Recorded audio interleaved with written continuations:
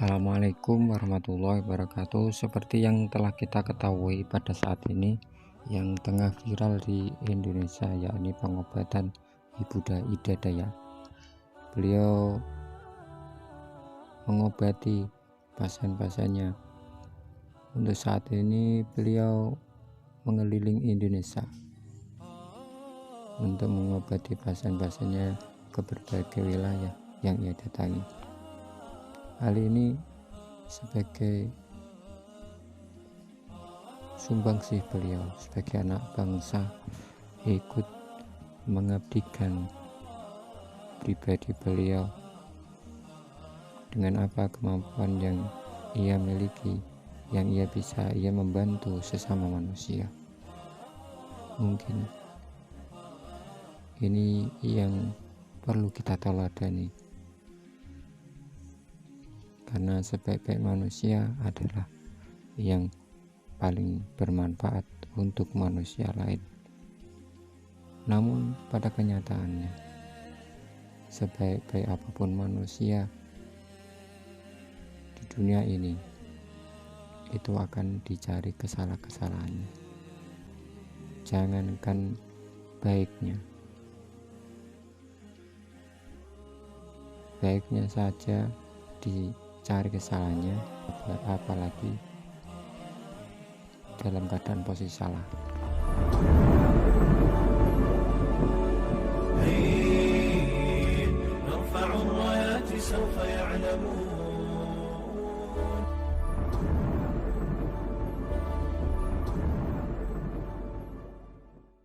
Yang kita pakai hari ini atau sore ini adalah muhasabah dan munajat kebangsaan. Saya cerita sedikit tentang tag resminya kebangsaan. Jadi kalau dalam bahasa Arab, kebangsaan atau komunitas itu disebut al-mustama'. Dulu Rasulullah SAW pernah mengingatkan kita semua akan hak-hak bertetangga atau hak-hak bersosial. Ada satu orang yang punya 3 hak, yaitu dia seorang muslim, berarti saudara seagama, dia kerabat Anda, berarti saudara karena kerabat, unsur genetik, 3 karena dekat. Sehingga tetangga yang seperti ini punya 3 hak, yaitu hak satu agama, satu kerabat, dan satu komunitas. Kedua, yang punya 2 hak, yaitu dekat dan seagama tapi tidak keluarga. Terus ketiga, yang punya 1 hak, yaitu atas nama mereka dekat meskipun beda agama. Sehingga dari dulu Islam tidak pernah bermasalah ketika berteman sama non-muslim, sama komunitas yang macam-macam.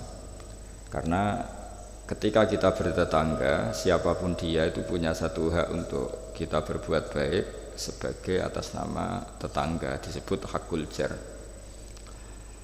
Lalu lama-lama ada komunitas yang bernama negara, baik bersistem republik maupun bersistem kerajaan atau dengan sistem-sistem yang lain, yang mengharuskan kita bersosialisasi secara baik.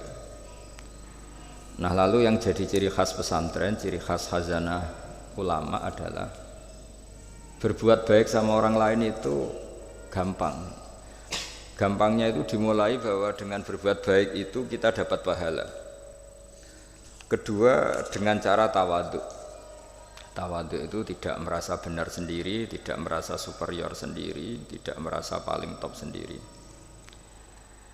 Ada beberapa paradok yang mungkin menjadi pelajaran kita. Mungkin di antara kita ada yang doktor, ada yang profesor, ada yang kiai alim, ada yang macam-macam pengusaha top. Tapi seringnya orang tuanya itu kadang-kadang itu tidak tamat SD, tidak tamat SMP itu. Jadi orang nggak tamat SMP bisa mengkader atau menciptakan orang sampai doktor. Kadang-kadang kita yang dokter menjadikan anak naik kelas saja susah.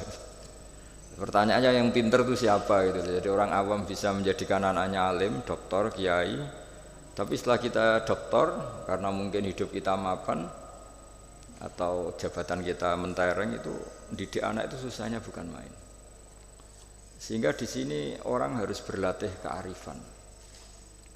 Dulu mungkin ketika kita kecil karena dengan segala keterbatasan keluarga kita, juga komunitas kita atau zaman kita itu yang menggerakkan kehidupan itu kearifan. Sehingga orang itu bawaannya sudah bijak, mengalami apa saja bijak. Misalnya enggak punya uang ya tetap punya harapan. Tapi kalau sekarang enggak, belum sudah ditabungkan, diasuransikan, sehingga orang itu kepercayaannya sama materi itu luar biasa, bergantung sama materi. Dan itu awal dari masalah ketika yang diangan-angan itu tidak ada, karena terlalu bergantung sama materi. Sehingga kita yang nekuni dunia ulama, nekuni dunia fikih, kita terus belajar bahwa orang-orang top itu dilahirkan dari kearifan, bukan dari hal yang bersifat materi. Kearifan ini penting. Saya beri contoh dulu, ada orang itu kholi itu dalam bahasa Arab artinya preman. Itu dia preman sekali. Ketika Nabi Isa jalan-jalan dengan Hawariyin, kaum pilihan, bawaannya orang soleh itu mulai dulu itu menarik, meskipun bagi orang yang tidak soleh. Jadi saya ulang lagi, bawaannya orang soleh itu auranya menarik, meskipun bagi yang tidak soleh. Singkat cerita, preman ini spontan ingin bergabung nderekno Nabi Isa dan Hawariyin ini. Tapi apa yang terjadi? Si Hawari ini, pendereknya Nabi Isa itu mempercepat jalannya karena beliau nggak mau sejajar dengan preman tadi. Si preman melambatkan jalannya karena nggak ingin setara atau segaris dengan yang Hawari, karena merasa tidak soleh. Masa orang tidak soleh kok jalan bersama orang soleh? Itu merasa nggak pantas. Lah yang Hawariin merasa ingin cepat karena angkuhnya, nggak ingin jejer orang preman. Saat itu juga Allah memberi wahyu kepada Nabi Isa, wahai Isa, bilang ke santri kamu itu yang orang Hawariin, semua kebaikannya saya hapus, dan bilang sama yang preman itu semua keburukannya tak hapus. Yang satu dihapus kebaikannya karena angkuh, yang satu dihapus kejelekannya karena tawadhu. Kata Allah, liyasta'nifa al-amalah, dua-duanya harus mulai dari nol untuk menjadi orang baik. Yang satu kehilangan semua kebaikannya, yang satu kehilangan semua keburukannya. Sehingga dari cerita-cerita kitab seperti ini di kitab Ihya, saya menyaksikan sendiri guru saya Kiai Haji Maimun Zubair, bapak saya mulai cerita orang-orang soleh dulu. Itu bertetangga dengan siapapun nggak masalah. Karena ada orang yang sedang fasik, sedang preman, sedang itu dibahasakan sedang itu nggak ada jaminan kalau berakhir dengan seperti itu. Jadi bagian dari kearifan kiai-kiai berbangsa dan bernegara karena tidak pernah menstigmasi bahwa orang lain itu lebih buruk ketimbang kita. Sehingga ya kita nyaman saja, nyaman berteman siapa saja karena kita tidak pernah punya perasaan lebih baik. Nah, di sini kenapa para kiai itu fleksibel berteman berbagai kelompok, karena tidak pernah merasa lebih baik. Atau dalam bahasa terkenalnya disebut tawadhu. Jadi ketika orang merasa lebih baik, maka akan ada keangkuhan ini melahirkan sentimen ini lama-lama menjadikan sosial yang enggak sehat, bisa chaos. Nah, dari pelajaran itu akhirnya kita cara bernegara, kita cara bersosialisasi itu ya nyaman-nyaman saja. Karena Allah Ta'ala itu membuat status sebenarnya itu di akhir, disebut husnul khotimah atau su'ul khotimah. Jadi banyak dicerita orang-orang dulu, orang yang nyantri dari awal niat nyantri nggak jadi wali. Sunan Kalijogo yang pertama kenal Sunan Bonang karena ingin garong, karena ingin begal, dalam cerita-cerita yang legendaris itu justru jadi santrinya dan jadi wali. Jadi perkenalan yang awalnya tidak baik berakhir dengan baik. Kadang-kadang perkenalan yang baik berakhir dengan kroni, dengan macam-macam yang tidak baik. Nah, dari sekian peristiwa itu akhirnya para ulama menyimpulkan bahwa hanya biyadihi al-amru, hanya Allah yang bisa mengendalikan semua urusan. Sampai-sampai Nabi misalnya kurang berkenan sama namanya Wahsy, karena Wahsy itu pembunuh Sayyid Hamzah, paman yang paling dicintai Rasulullah. Itu mangkelnya Nabi sebagai manusia itu yang mangkel betul, tapi sama Allah justru Wahsy ini dikasih hidayat, kemudian menjadi Islam dan Islamnya baik sekali. Dan dulu ada sahabat namanya Sa'labah, itu pecinta masjid, sering ibadah. Tapi karena mungkin saking overnya atau gimana, dia trauma jadi orang soleh malah jadi orang nggak bener. Cerita-cerita seperti ini tuh memang nggak bisa digeneralisir untuk curiga sama orang-orang soleh. Tapi saya pastikan cerita seperti ini tuh melahirkan kearifan bahwa manusia itu akan selalu dalam tanda petik ketakutan, dalam kekhawatiran bahwa mereka tidak bisa mengakhiri hidupnya dengan baik. Sehingga di sini melahirkan kearifan, dan dari kearifan itu kita bernegara itu akan baik, karena kita tidak mungkin menstigmasi kelompok lain itu sangat buruk atau sangat bahaya atau ancaman, karena kita sama-sama punya kearifan untuk berkawan, bersosialisasi. Dalam kitab-kitab yang saya baca, ini karena acara kampus, muhasabah yang sebenarnya itu ya dimulai dari hal-hal seperti ini. Saya sering baca kitab namanya kitab Al-Hikam. Itu beri satu pemikiran besar bahwa yang kita kira baik itu ya orang lain itu. Jadi kiai-kiai kecil itu kan lakunya itu ya di acara-acara kecil itu. Ya kalau kiai besarnya datang pasti ini enggak keduman itu. Jadi acara manakipan kok kiai besar datang, wong jadi lakon itu pendak ada acara gitu saja kok yang besar datang pasti jadi tidak laku itu. Ada acara seminar di SMP kok yang datang rektor Unifek itu kan terus gak payu yang narasumber kecil-kecil itu. Jadi dibalik datang yang niatnya merakyat justru menutup atau memahjubkan orang-orang yang harusnya jadi aktor di situ. Itu kan ibarat kita bikin toko besar di daerah-daerah tertinggal, niatnya baik supaya daerah itu maju, kebutuhannya terpenuhi. Tapi ini yang retail-retail kecil menjadi terancam. Nah, di sini terus ada kearifan dalam kitab Hikam yang dijelaskan itu. Manusia itu siapa? Manusia itu orang yang saat baik saja itu ada jeleknya, apalagi saat jelek.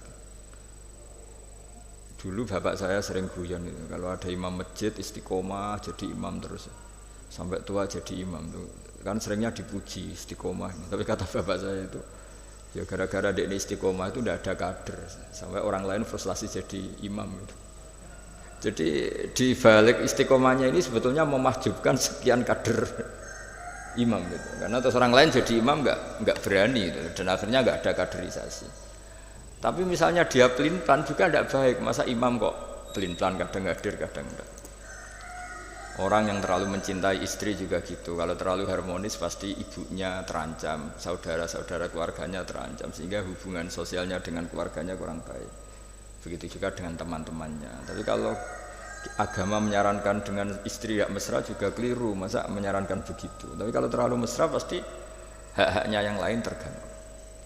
Nah ini yang disebut muhasabah. Muhasabah itu kata kitab Hikam, kita harus mengevaluasi bahkan dalam hal-hal yang tadi, yang baik.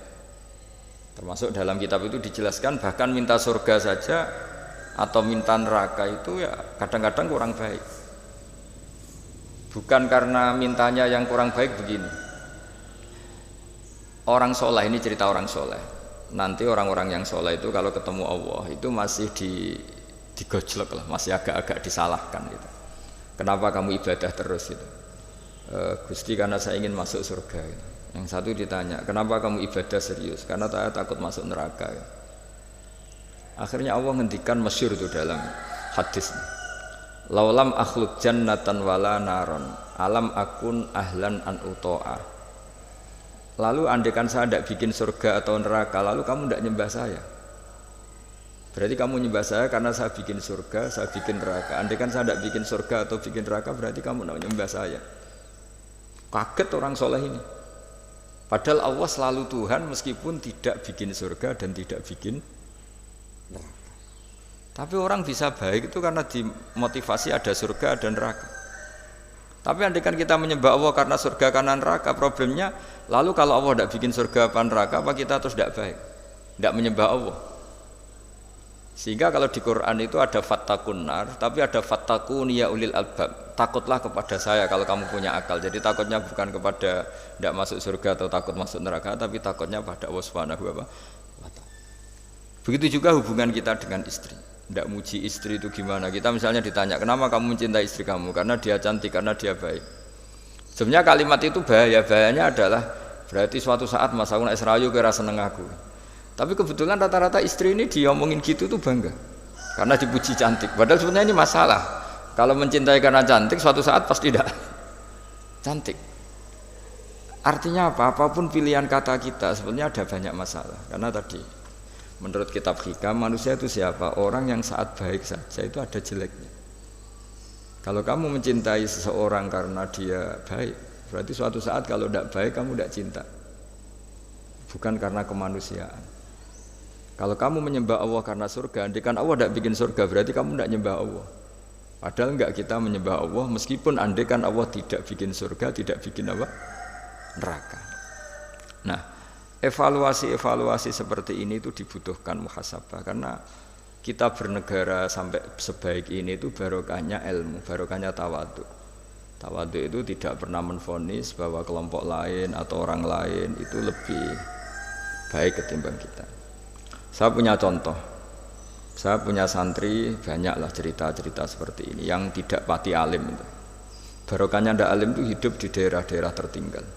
Begitu juga di kampus lah, gara-gara dia tidak kumplot mungkin atau mahasiswa biasa mungkin hidup di daerah-daerah tertinggal. Barokahnya apa? Karena hidup di daerah tertinggal, semuanya dia itu pionir, heroik, bikin masjid sendiri, nyari-nyari tanah sendiri. Ya sudah, akhirnya dia pendiri masjid. Begitu juga anak-anak mahasiswa yang di kampung-kampung tertinggal, mungkin dia mengadakan pipanisasi dari gunung atau apalah, bantu masyarakat, yang semuanya dia serba pionir. Tapi kita yang mungkin elit, beberapa santri yang pinter mungkin karena juara tahfidz atau juara apa, terus diumrohkan ke Mekah. Terus kalau ngaji di masjid mungkin ya disangoni pakai uang kas masjid. Begitu juga kalau kita kumplot mungkin beasiswa dapat dari negara, kita kuliah di Jerman, di Amerika. Nah nanti pertanyaannya ketika di akhirat itu bejo yang santri yang nggak pinter tadi, karena dia statusnya itu pendiri masjid, mengadakan masjid dari tidak ada menjadi ada. Sementara kita yang terhormat kadang-kadang hisabnya berat. Kamu ini kiai kok dapat salam template dari uang masjid. Jadi hubungan kita dengan ibadah itu mendapat, yang santri dapati pinterin memberi. Mahasiswa juga gitu, mahasiswa yang kurang pinter itu hubungannya dengan negara memberi. Ada daerah tertinggal yang dia sebagai pemberinya. Pemberi itu artinya mengatur daerah situ yang tertinggal punya akses jalan, barokahnya dia, punya mata air, barokahnya dia. Kadang-kadang yang pinter hubungannya dengan negara mendapat. Nah di sini namanya muhasabah. Jadi ya tapi terus kita menyariatkan kalau gitu goblok saja Gus, ya jangan masa goblok disyariatkan gitu. Tapi kalau andaikan semuanya pinter tuh ya kacau. Dunia ini ya kacau.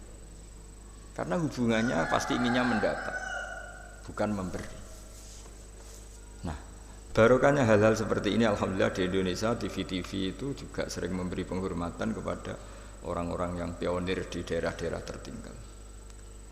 Nah, ini penting saya utarakan supaya perasaan kita berbangsa dan bernegara itu jaga empati sama yang lain, jaga kehormatan, jaga. Saya sebagai kiai itu ya kadang-kadang itu nangis di depan Allah. Orang-orang yang dulu pekerja nyari uang ya, memang ya nyari uang. Tapi barokahnya punya iman sedikit, atau mungkin imannya ya biasa saja, kerja di Korea bikin komunitas masjid. Mahasiswa yang di Jerman, di Amerika juga punya komunitas bikin masjid. Padahal nanti kan di kampungnya itu mungkin orang yang sering ngerasani kiainya. Kadang kurang cocok atau masjidnya kurang gimana. Jadi kalau di daerah yang Islamnya sudah sehat itu agak-agak komplain, kerannya buntu saja sudah geger. Tapi dia ketika di daerah nggak ada masjid berikhtiar untuk bikin masjid. Jadi komunitas kesolehan itu kadang-kadang kemapanan kalau terlalu lama itu hanya melahirkan orang ingin komplain. Tapi yang tidak mapan sama sekali malah melahirkan orang itu heroik. Ketika negara ini sehat mungkin orang malah menuntut negara. Padahal sebelum berbentuk negara orang semuanya ingin memberikan hartanya bahkan nyawanya untuk memerdekakan Indonesia.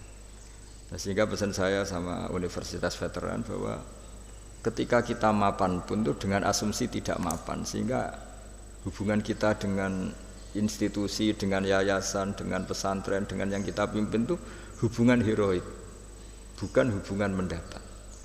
Saya termasuk orang yang sering dimintai nasihat-nasihat, banyak rektor ya, banyak pejabat juga, banyak kawan kiai. Saya itu terobati itu yaitu semuanya kita termasuk setelah mapan itu usahakan hubungan itu hubungan heroik sehingga inginnya memberi. Nah, di sini disebut wa mimma razaqnahum yunfikun. Orang baik itu siapa? Orang yang hubungannya itu ingin memberi, bukan ingin mendapat. Sehingga Rasulullah berkali-kali ngendikan al yadul ulya khairum minal yadis sufla. Di mana-mana itu tangan memberi lebih baik dibanding tangan meminta. Nah sekarang kenapa banyak problem di beberapa negara? Karena ketika orang terus pinter atau pinter lah, saya tidak perlu nyebut terjadi apa, hubungannya itu kalau sudah pinter jadi dosen elit harus dapat berapa, kalau kiai elit harus dapat berapa. Nah, itu kalau semuanya ingin mendapat, ini negara bisa pusing. Yang guru besar ingin dapat banyak karena guru besar, kiai besar karena kiai besar. Yang miskin juga ingin mendapat karena miskinnya. Nah kalau semua orang yang pinter, yang bodoh, setengah pinter, setengah bodoh hubungannya dengan negara ingin mendapat, ini negara bisa keteter. Tapi kalau hubungannya ingin memberi, atau kalaupun ingin mendapat ya sumbut lah, kalau orang Jawa sumbut dengan yang diberikan, itu insya Allah semuanya akan stabil. Jadi intinya agama ini menitik beratkan supaya hubungan kita dengan orang lain, dengan negara itu kalau bisa hubungannya itu ingin memberi, bukan ingin mendapat. Tapi kalau semuanya yang miskin merasa berhak mendapat karena miskinnya, yang guru besar karena guru besarnya, kiai besar karena kiai besarnya, semuanya menarik dirinya sendiri, ini akan kacau. Nah dulu zaman pra kemerdekaan atau kalau dalam Islam pra kemenangan, itu semua sahabat, semua saudara kita kalau dalam pra kemerdekaan ya semua orang Indonesia hubungannya sama negara itu inginnya memberi, sehingga negara ini bisa berdiri, bisa merdeka ketika sebelum ada institusi, belum ada tata struktur negara. Sementara negara sesehat apapun kalau hubungan masyarakatnya ingin mendapat itu berat. Nah, di sini heroiknya para leluhur kita bahwa mereka bisa melewati masa-masa sulit karena dengan mental ingin memberi. Ya memberi apa saja, entah pikirannya, entah keuangannya, bahkan kalau dulu nyawanya. Jadi ini yang saya titik beratkan. Sebelum saya tutup, saya ingin cerita ya tentang saya jelaskan. Jadi dulu perasaannya orang, meskipun sesoleh apapun, sebaik apapun perasaannya itu ada saja salahnya.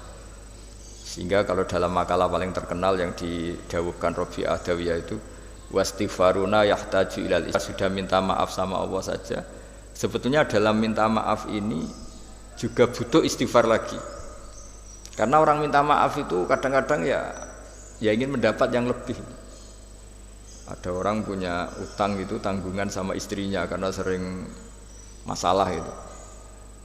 Itu minta maaf itu ya supaya bisa utang lagi. Jadi gayanya minta maaf tapi supaya bisa utang lagi. Mungkin kita kalau punya utang sama orang lain gayanya minta maaf tapi supaya punya akses utang lagi.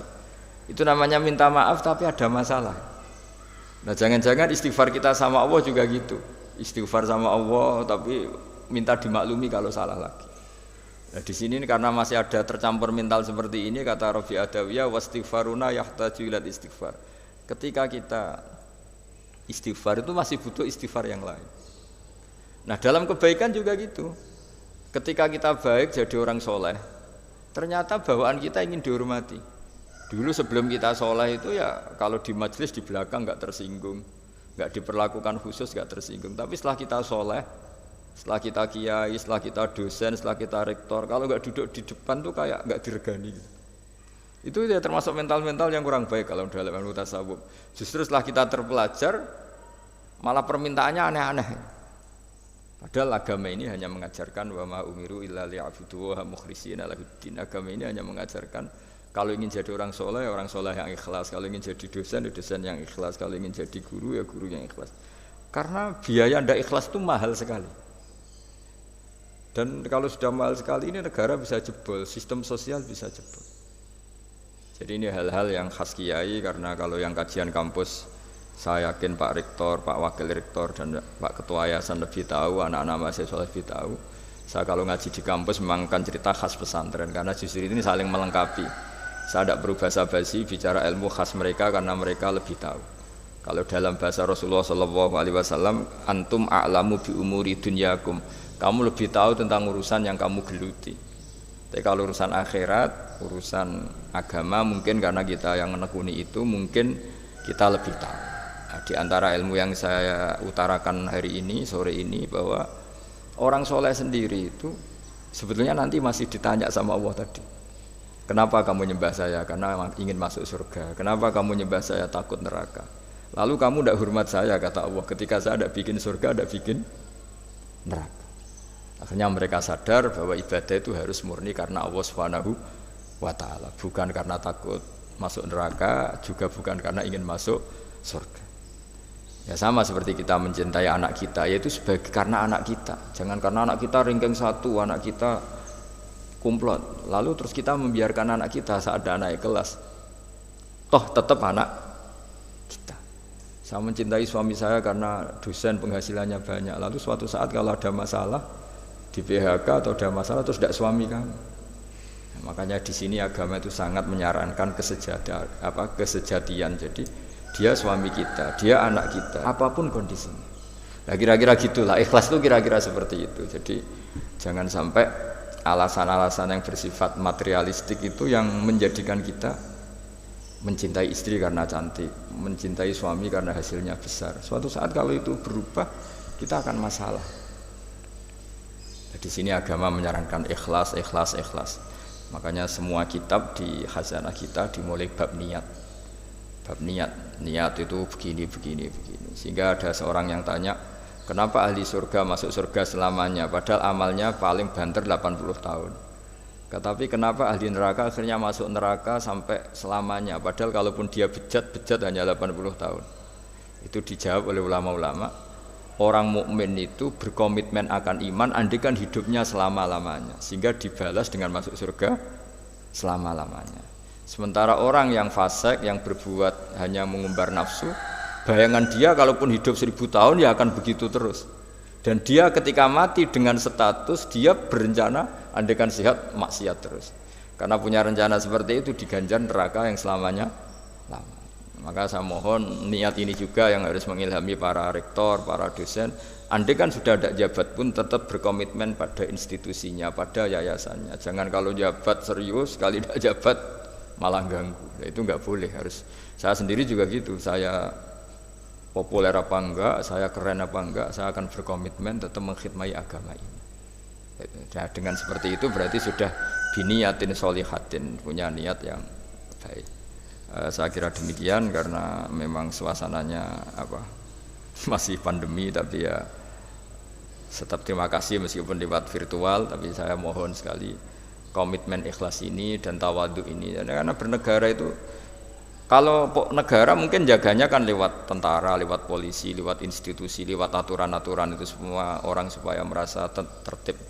Tapi kita sebagai kiai, tertib itu dimulai cara tawaduk tadi, karena kita tidak merasa paling benar sehingga hubungan dengan siapapun kita akan baik. Tapi kalau sudah orang merasa benar sendiri, bahkan saya dengan anak saya itu ya sering takut, ya karena jangan-jangan benar anak saya. Saya berkali-kali cerita di mana-mana, bapak saya itu kalau ada santri sedang guyon mau manggil itu gak jadi.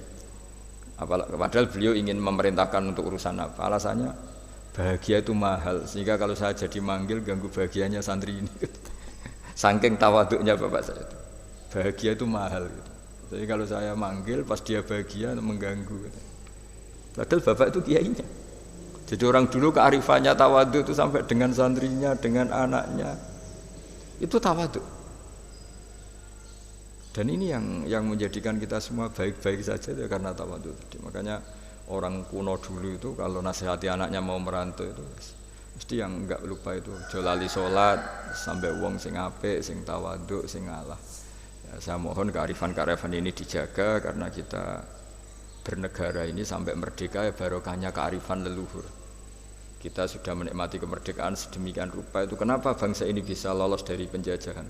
Karena orang-orang luhur dulu itu nasihatnya tunggal tadi. Kita patriotik, kita heroik, hubungan dengan negara memberi, sehingga terus bisa merdeka. Coba kalau dulu sudah latihan merdeka, hubungannya mendapat geger rebutan aset, rebutan apa saja bisa habis kita sebagai bangsa. Saya kira demikian. Assalamualaikum warahmatullahi wabarakatuh. Sini sob. Langsung dulu. Halo. Niki ada tanya jawab. Oh iya. Atur kono ke sampun dari sana langsung. dari sini aja. Mboten pun dari sampun dari ya. Ribet ketua yayasan. Alhamdulillah.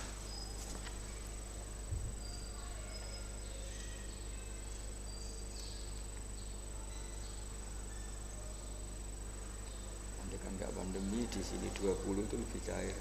Nggih. Materi yang sangat menyejukkan hati kita semua pada sore hari ini, yang sangat berharga untuk kita pada sore hari ini. Teman-teman sekitar akademika universitas dan khususnya ya, begitu niat rasanya Gus.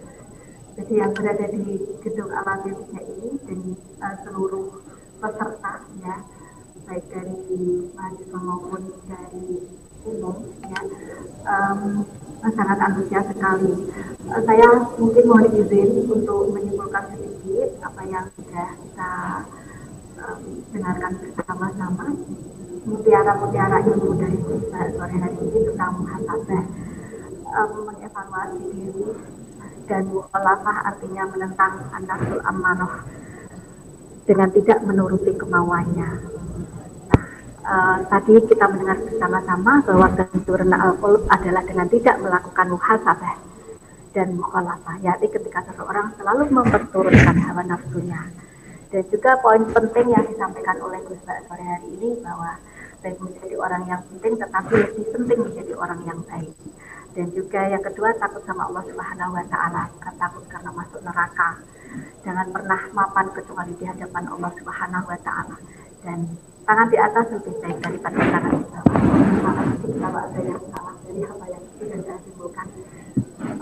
Rekan-rekan yang ada di gedung Alam 3 ataupun seluruh peserta, kalau ada pertanyaan, ini coba saya bacakannya. Mas Linda, saya dibantu Mas Linda. Ini yang lainnya banyak sekali. Nah, silakan. Saya di WA tadi. Kalau dipakai presiden sama menteri kalau virtual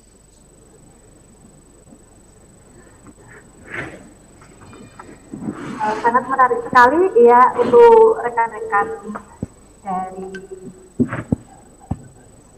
khususnya dosen Tendik sore hari ini, support yang luar biasa bahwa Universitas Event ini memang sedang melewati masa-masa heroik, yaitu apa yang disampaikan oleh Mbak menjadi spirit yang luar biasa bagi kami.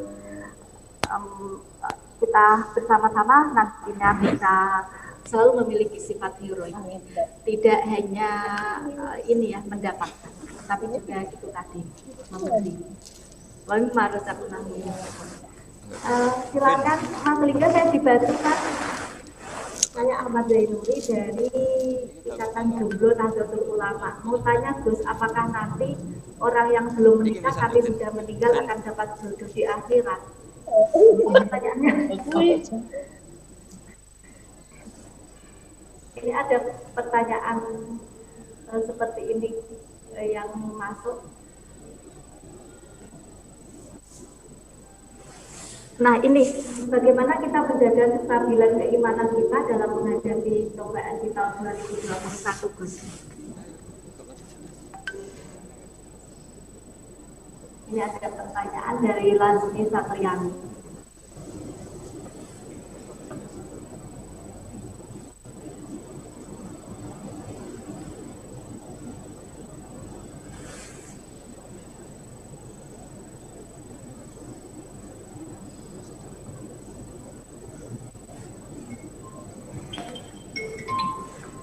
Ya. Iya. Suaranya nggak jelas. Suara tidak jelas. Ya, ini langsung lewat HP aja. Oh ya, jadi begini, ada pertanyaan bagaimana kita menjaga kestabilan keimanan kita dalam menghadapi cobaan di tahun 2021. Oh, ya, langsung deh. Begini ya, jadi Nabi yang paling terkenal diuji itu namanya Nabi Ayub. Nabi Ayub itu diuji punya penyakit itu lama sekali. Terus ketika istrinya mulai galau itu mulai gundah, ini Pak kamu itu Nabi kok diuji sampai sekian lama. Terus si Nabi Ayub tanya, kamu sehat sudah berapa puluh tahun? Sudah kira-kira 60 tahun itu. Kamu sakit, kita sakit baru berapa 1 tahun itu. Ya sudah, kamu harus ingat betapa Allah ngasih kesehatan itu jauh lebih lama ketimbang kita ngadepi penyakit. Kita kan kemarin ngadepi pandemi baru mulai pertengahan Maret sampai sekarang, dibanding kita sehat berpuluh-puluh tahun kan masih nggak imbang. Sehingga ingat sisi nikmat istilahnya, fazkuru ala Allahi la'allakum tuflihun. Jadi hidup itu hubungan dengan Allah, dengan orang lain itu harus lebih mengingat sisi-sisi nikmat, bahwa ujian ini jauh lebih ringan dibanding saat kita diberi kebaikan. Jadi sehingga nggak perlu cemas, ya sudahlah kita berikhtiar untuk menghadapi Covid ini, tapi nggak perlu cemas karena sebetulnya apa ya, nikmat yang dikasih Allah itu jauh lebih besar itu. Dan saya sering cerita bahwa ketakutan akan Covid atau ketakutan pandemi itu ya dimulai dari kita terlalu fokus. Andai kan kita peneliti geologi atau peneliti alam ini mungkin takutnya likuifaksi, mungkin kalau peneliti sosial takutnya Indonesia itu chaos, mungkin kalau peneliti apa gitu ya, mungkin peneliti udara atau peneliti polusi takutnya itu polusi. Jadi ketakutan akan di antara manusia itu kan memang khasnya itu walanabluwannakum bisyai'im minal khaufi wal ju'. Di antara khasnya manusia itu memang punya rasa takut, dan rasa takut ini sesuai spesialisasi masing-masing. Kalau dokter ya takutnya hal-hal seperti itu, takut Covid, takut pandemi, takut ini itu. Mungkin kalau pakar sosial takutnya kalau Indonesia ini chaos, saling ancam, saling menikam itu. Nanti takutnya orang ekonomi Indonesia ini kalau sampai mengalami kebangkrutan dan sebagainya. Tapi apapun itu kita yakin bahwa mulai dulu ada masalah dan kita selalu bisa melewati dengan baik. Satu ya karena tawakal, dua karena ikhtiar-ikhtiar yang secukupnya untuk menghadapi pandemi ini. Ya kira-kira seperti itulah untuk menghadapi, supaya kita imannya tetap stabil, karena hubungan Allah dengan kita jauh lebih banyak memberi nikmat ketimbang ujian-ujian, ada ujian kayak pandemi itu. Dengan demikian sesuai anjuran Allah, fazkuru ala Allah. Jadi orang itu disuruh ingat sisi-sisi pemberian Allah, bukan sering ingat sisi-sisi ujian Allah Subhanahu wa taala. Wes, terangno. Cukup.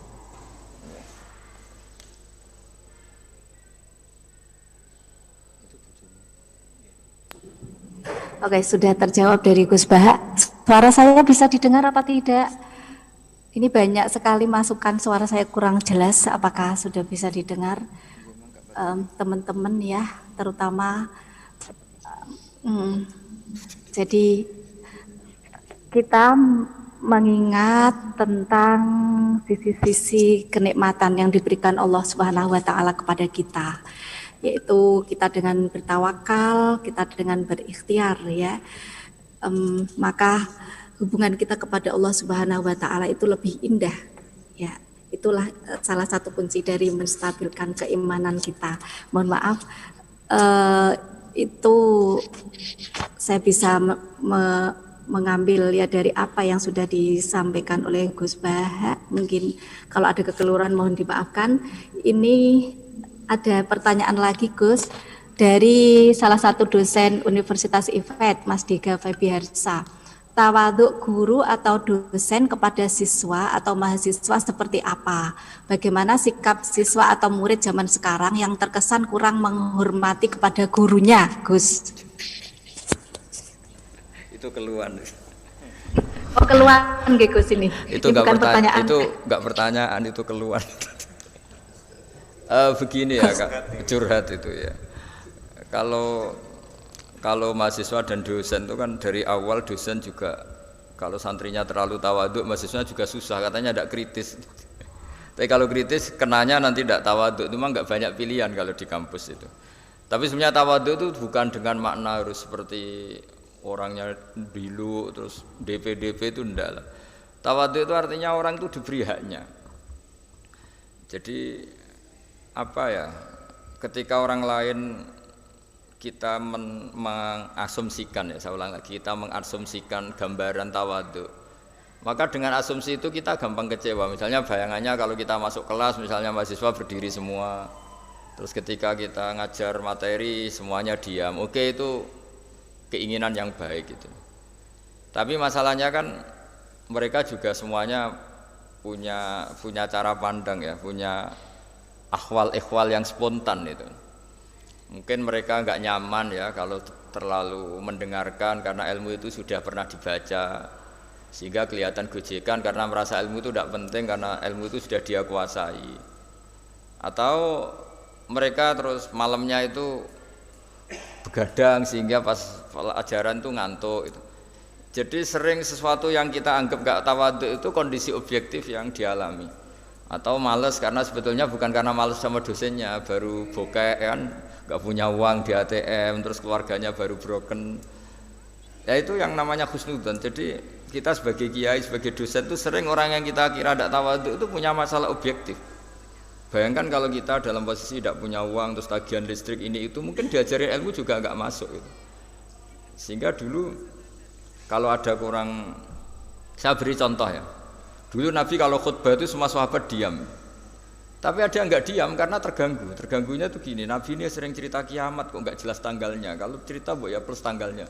Sehingga dia tuh ya nggak nyaman itu. Lama-lama dia agak kuat tanya, ya Rasulullah, kalau kiamat itu dahsyat, lalu kiamat itu kapan? Semua sahabat menyalahkan dia karena dianggap gak sopan karena memotong khutbah Nabi. Tapi lama-lama Nabi maklumi, orang itu memang kalau tersiksa ya memang gak nyaman itu. Ada yang ganjel itu, akhirnya ya tanya itu. Jadi saya mohon dari si dosen sendiri itu ya memaklumi sekian perilaku mahasiswa, jangan-jangan itu hal objektif saja, ada hubungannya dengan kurang senang sama dosen tadi, tapi memang murni ada hal yang objektif. Dia galau karena tidak punya uang, dia ngantuk karena malamnya begadang. Memang itu tetap kesalahan ya. Tapi sebetulnya hubungannya itu hal objektif, bukan karena nggak simpati sama dosen. Nah, kadang-kadang dosennya memperkeruh keadaan dengan menuduh kamu tidak suka saya, sehingga pas pelajaran saya begini. Ya, itu malah runyam kalau seperti itu. Jadi ya yang happy sajalah, yang husnudzon. Tapi tentu mahasiswa, santri dan semuanya yang lebih muda, di antara aturan Islam memang laisa minna malam yarham shaghirona wa yuwaqqir haqqa kabirina. Di antara ajaran Nabi adalah yang kuat, yang sepuh, yang lebih keren, sayang sama yang di bawahnya. Yang kalah sepuh atau kalah ilmu, hormat sama atasannya. Itu aturan-aturan hukum. Tapi kadang-kadang kan yang terjadi itu sebetulnya bukan ingin melawan sebenarnya, tapi ada kondisi objektif tadi. Ada ya kayak tadi kita ngaji ilmu yang luar biasa, tapi mustami' pendengar ini sedang banyak masalah. Tentu bawaannya itu ya kayak nggak dengerin itu. Tapi bukan karena nggak seneng kita, karena memang mereka punya masalah objektif tadi. Mungkin ada tagihan, ada problem. Nah ini disebut di antara kewajiban orang mukmin adalah ayyahmila akhahu ala ahsanil akhwal. Dia membayangkan bahwa yang sikap dia itu sudah sikap terbaik sesuai kondisi yang dihadapi. Jadi intinya lagi-lagi kita sendiri butuh tawadhu untuk tidak menstigmasi bahwa orang itu sentimen dengan kita. Ya, saya kira demikian itu untuk Pak dosen tadi.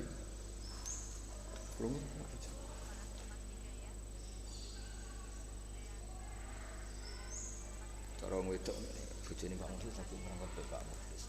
Ternyata lagi galau ono buku. Lihat kondisi dan situasi untuk tidak menstigmasi berdamai dengan kenyataan dan juga kita selalu berpositif thinking seperti itu. Ada masih banyak pertanyaan ini Gus Bah, tapi ini agak berbeda dari tema kita sore hari ini tentang muhasabah. Dari Rizda. Assalamualaikum, izinkan saya bertanya Gus, saya ingin bertanya dalam golongan aswaja apakah datangnya Imam Mahdi wajib kita imani seperti itu. Ada masih banyak pertanyaan ini Gus Bah, tapi ini agak berbeda dari tema kita sore hari ini tentang muhasabah. Dari Rizda. Assalamualaikum, izinkan saya bertanya Gus, saya ingin bertanya dalam golongan aswaja apakah datangnya Imam Mahdi wajib kita imani seperti itu. Ada masih banyak pertanyaan ini Gus Bah, tapi ini agak berbeda dari tema kita sore hari ini tentang muhasabah. Dari Rizda. Assalamualaikum, izinkan saya bertanya Gus, saya ingin bertanya dalam golongan aswaja, apakah datangnya Imam Maluki wajib kita imani seperti itu? Ada masih banyak pertanyaan ini Gus Bah, tapi ini agak berbeda dari tema kita sore hari ini tentang muhasabah dari Rifisda. Assalamualaikum, izinkan saya bertanya Gus, saya ingin bertanya dalam golongan aswaja, apakah datangnya Imam Maluki wajib kita imani seperti itu? Ada masih banyak pertanyaan ini Gus Bah, tapi ini para hadirin yang dirahmati Allah Subhanahu wa taala, banyak sekali pertanyaan pada sore hari ini, antusiasme ya, kita selalu haus akan ilmu dan juga pengetahuan yang menyejukkan. Sore hari ini closing pertanyaan dari Mas Rizda ya. Assalamualaikum, saya bacakan sekali lagi. Gus, saya ingin bertanya dalam golongan aswaja, para hadirin yang dirahmati Allah wajib kita imani. Terima kasih. Berbeda agak bergeser dari tema. Selalu haus akan ilmu dan juga pengetahuan yang menyejukkan. Sore hari ini closing pertanyaan dari Mas Rizda ya. Assalamualaikum, saya bacakan sekali lagi. Gus, saya ingin bertanya dalam golongan aswaja, para hadirin yang dirahmati Allah wajib kita imani. Terima kasih. Berbeda agak bergeser dari tema. Selalu haus akan ilmu dan juga pengetahuan yang menyejukkan. Sore hari ini closing pertanyaan dari Mas Rizda ya. Assalamualaikum, saya bacakan sekali lagi. Gus, saya ingin bertanya dalam golongan aswaja, para hadirin yang dirahmati Allah wajib kita imani. Terima kasih. Berbeda agak bergeser dari tema. Selalu haus akan ilmu dan juga pengetahuan yang menyejukkan. Sore hari ini closing.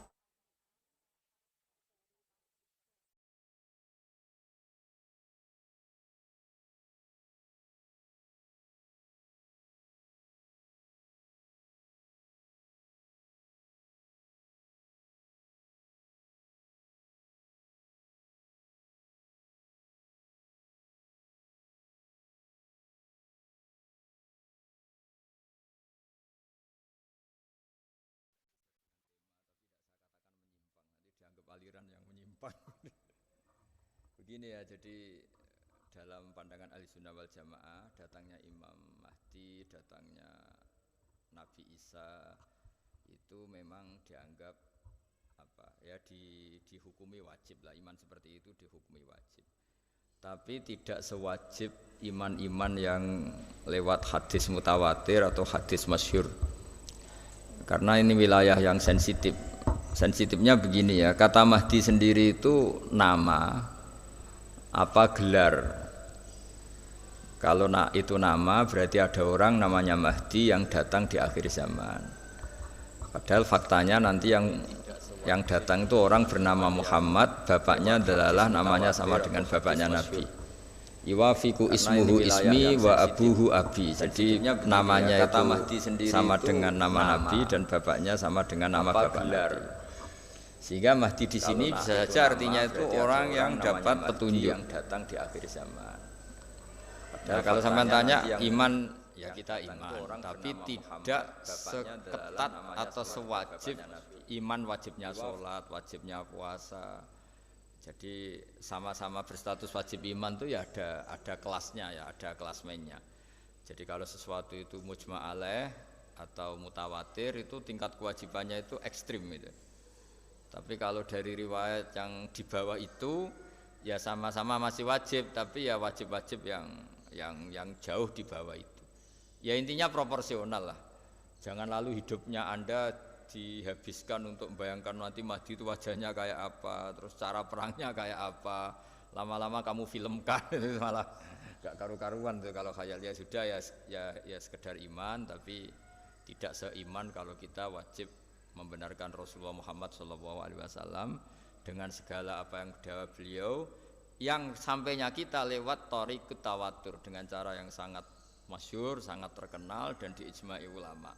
Nah yang kelas-kelas seperti ini yang imannya itu harus benar-benar ketat.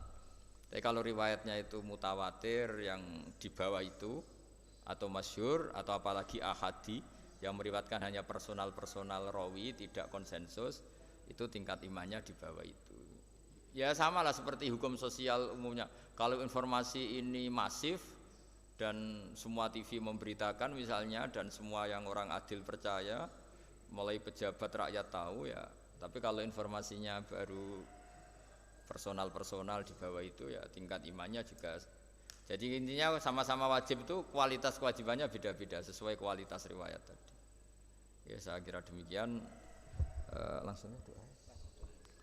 Al-Fatihah. A'udzubillahi minasyaitonirrajim. Bismillahirrahmanirrahim. Alhamdulillahirabbil alamin arrahmanir rahim maliki yaumiddin. Ihdinas siratal mustaqim siratal ladzina an'amta 'alaihim ghairil maghdubi 'alaihim waladdallin. Amin. Bismillahirrahmanirrahim. Allahumma ya Rahman ya Rahim ya Allah, nas'aluka bi anna lakal hamda la ilaha illa antal hannanal mannan. Ya badiya samawati wal ardi ya hayyu ya qayyum ya dzal jalali wal ikram, tusalli wa tusallim ala habibika Muhammad wa ala alihi wa sahbihi ajmain. Wa anta ja'alana ya Allah min ahlil buddi wal widad. Allahumma alif baina qulubina wa aslih dzata bainina wa barik fi ahli Indonesia ya Allah, wasma'hum ala kalimatin wahidah kalimatin sawa kalimatis silmi waj'alna ya Allah mutanasihina fika mutabadzilina fika ya Allah ya Allah ya Allah mutawatina fika waj'al himmatana al-ulya ya wa ila kalimatika al-ulya ya Allah. Rabbana atina fid dunya hasanah fil akhirati hasanah wa qina adzabannar waj'alna salimin ghanimin mu'afin min kulli balai dunya al-akhirah. Nas'alukal afwa wal afiyata lana wa li umaraina wa li ra'iyatina fi Indonesia ya Allah. Rabbana atina fid dunya hasanah fil akhirati hasanah wa qina adzabannar. Sallallahu alaihi sayyidina Muhammad sallallahu alaihi wa sallam. Subhana rabbika rabbil izzati amma yasifun wa salamun alal mursalin walhamdulillahi rabbil alamin. Bismillah.